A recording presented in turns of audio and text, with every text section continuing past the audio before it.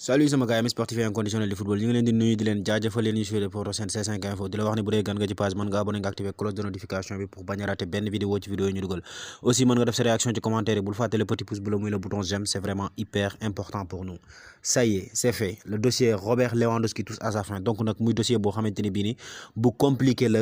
voire même le plus compliqué ak bi nga xamante ni bii presque ci lañ ëpp lu ñu wax ren ci mercato bi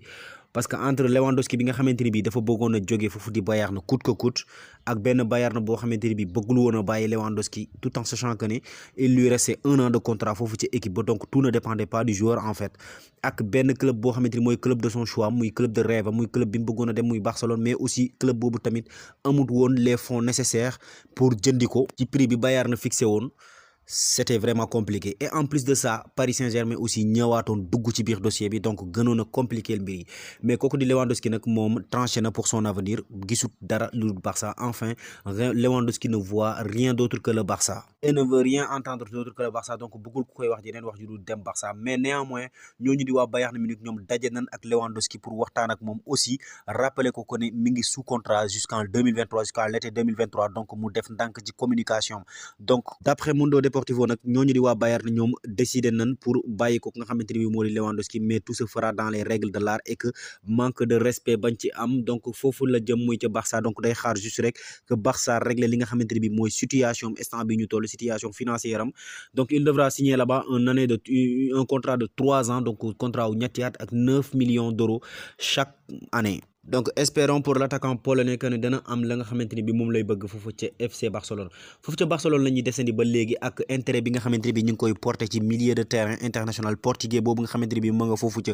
Manchester City muy Bernardo Silva ñoom waa Manchester City nag xamle nañ carrément que ne ñoom seen joueur bi 94 millions d'euros lañ koy jaayee bu fekkee Barça bëgg na ko il faut mu teg ci table ji loolu nag ñun ñëpp xam nañ que ne Barcelone instant bi ñu toll mënuñu ko génne donte bu ne nag il admire le joueur bëgg nañ joueur bu baax a baax te kooku di Xavi aussi nee na il est primordial que mu am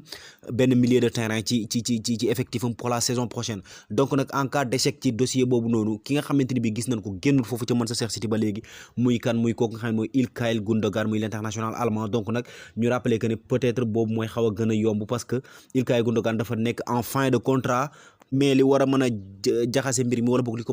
war a mën a jafeel tuuti mooy que ne kooku di Pep Guardiola dane carrément il compte sur son joueur donc nag ça sera un peu difficile mais tamit mooy gën a yomb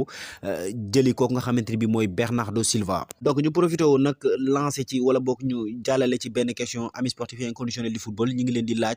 pour yéen selon yéen ban milieu de terrain le Barça war a recruter pour la saison prochaine ban mooy pièce bi nga xamante ni bi mooy la pièce qui manque dans le puzzle avec le milieu du Barça qui est composé actuellement de kooku nga xamante ni mooy Pedri ak Sergio Busquets ak kooku di Frenkie de Jong. Barça cherche à se séparer coûte que coûte de Frenkie de Jong pour récupérer kooku nga xamante ni mooy Bernardo Silva ou même un Ilkay Gundogan selon vous quel est le meilleur milieu de terrain pour l'FC Barcelone. dañuy génn foofu ca Barcelone nag mais sans pour autant ñu génn ci Espagne jàll ba ci rival bi muy le Real de Madrid tey nag dañu organiser benn cérémonie pour remercier kooku di Marcelo muy un cérémonie d'adieu de kooku di Marcelo muy le capitaine de l'équipe instant bi ñu toll def nag 16 ans ci équipe bi arrivé en 2006 amoon 18 ans nekk booy bu ndaw nekkoon ki nga xamante ni bi mooy le digne remplaçant le digne successeur de Roberto Carlos ci latéral gauche bi donc muy rôle boo xamante ni bi nag matal na ko ba mat sëkk il a disputé 545 matchs a marqué 38 buts a fait 103 passes décisives 86 cartons jaunes 5 cartons rouges donc nekk nag le joueur le plus titré avec 25 titres dont 5 Ligue des Champions ak 5 champions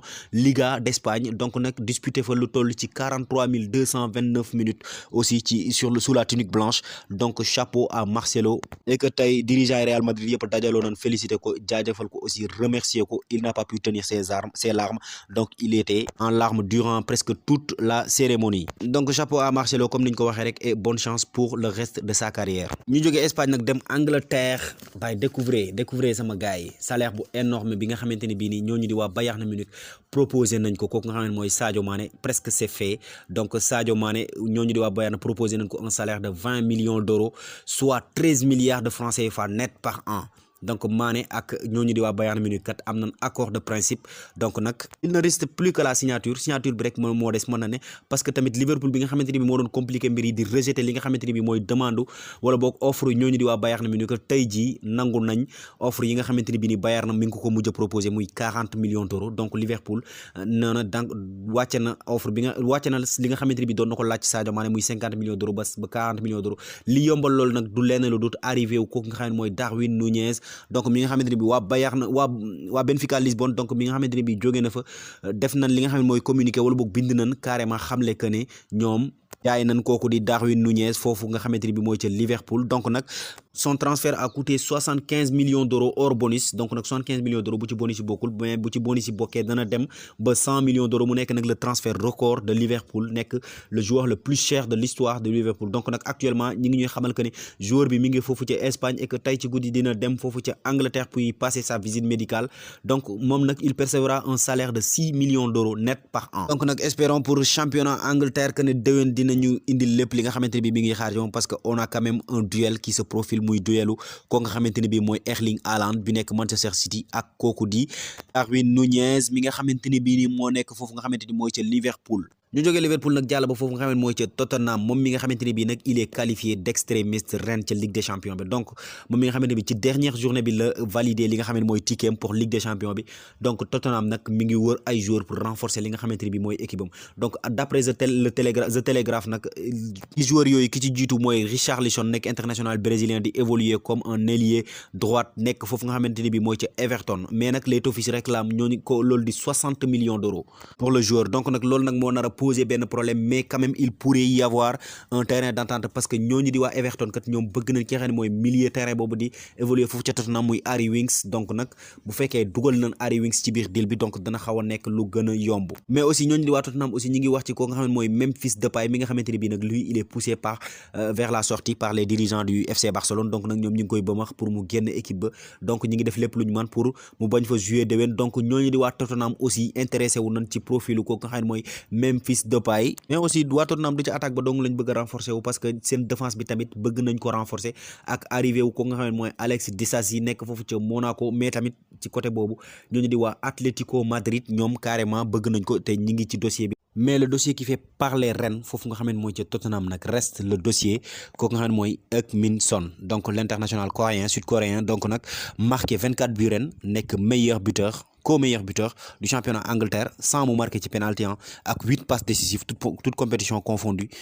ay mbokam nag ñoom xamle nañ carrément que ne kooku di Heung-min Son dafa bëgg a jógee foofu ca Tottenham donc en l'occurrence son père baayam ci jëmmi boppam wax na carrément que ne Heung-min Son ubbil na porte yëpp pour club yi bëgg a négocier li mu xamle nag que ne mooy que ne Heung-min Son ak li nga xamante ne talent bi mu yor ak aussi vraiment capacité yu ko yàlla may il faut mu dem ci benn équipe boo xamante ni bi ni c'est une équipe de classe mondiale pour mu mën a mottali li nga xamante ni bi moo des ci moom parce que nee na ba tey Son dese na lu bëri lu mu war a prouver te instant bii nii jeexal na foofu ca Tottenham donc nag il vise les cadors d'Europe équipe yu ci mel ni Barcelone Real Madrid xëy na FC Bayern Munich ñooñu la Heung-min Son di viser instant bi ñu toll ça risque d'être très compliqué nag parce que je pense que ne Tottenham ak son importance ba mu fa am franchement duñ ko bëgg a bàyyi mu dem tout